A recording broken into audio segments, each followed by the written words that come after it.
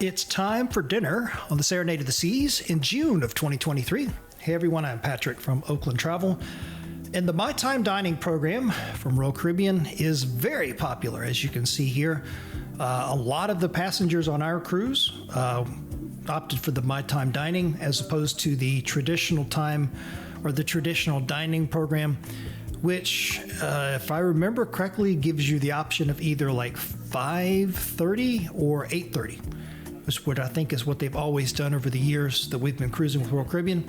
And I remember back early days, we're talking 15 years ago, back when we first started cruising, back in the mid 2000s, before there was a MyTime dining, and you really only had the 5:30 option or the 8:30 option. And 8:30 is the one that we always chose because 5:30 was way too early back then for dinner. 8:30 was always, kind of like, okay, I guess that is what it is, but it was always nice to try to, I wish we could do something in between. And then the MyTime dining program came along, and that sort of solved, for the most part, all of the issues.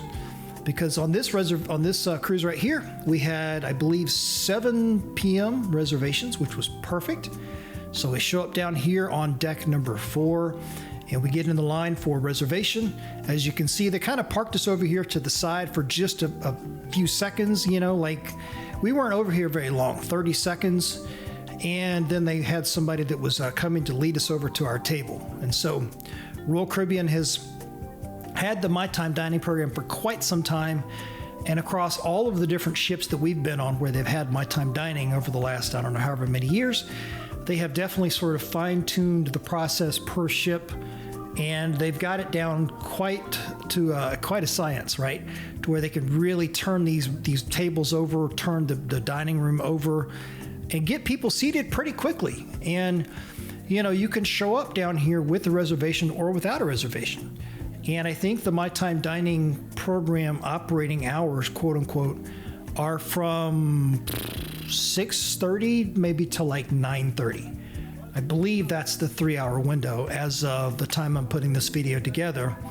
And so, any time in there, you can pretty much show up. Of course, you go in the no reservation line. You might have to wait a minute or two, but it's kind of the equivalent of showing up to a restaurant on land and, without a reservation, and they can seat you as quickly as they can. The one small thing here that would have been nice to have an alteration on would have been that these tables are very close together. Because it's just my wife and I, and you're going to see here in a second, they're going to seat us at a little 2-person table, and we are very close to the people on either side of us. And man, it would have been nice to have a little bit more separation between the tables, but I get it. They're trying to, seat as many people as they can, turn the dining room over as quickly as possible. So it's just kind of the way it is. An excellent dinner.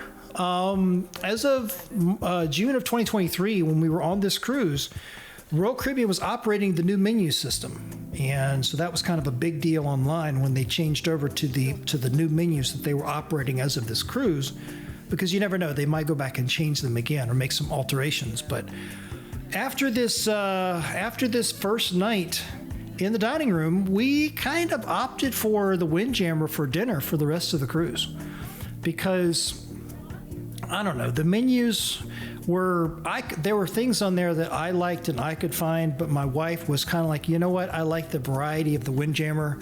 And of course, the Windjammer is a little bit easier in terms of the seating. You see how long this line is, right, as we're coming out of eating dinner.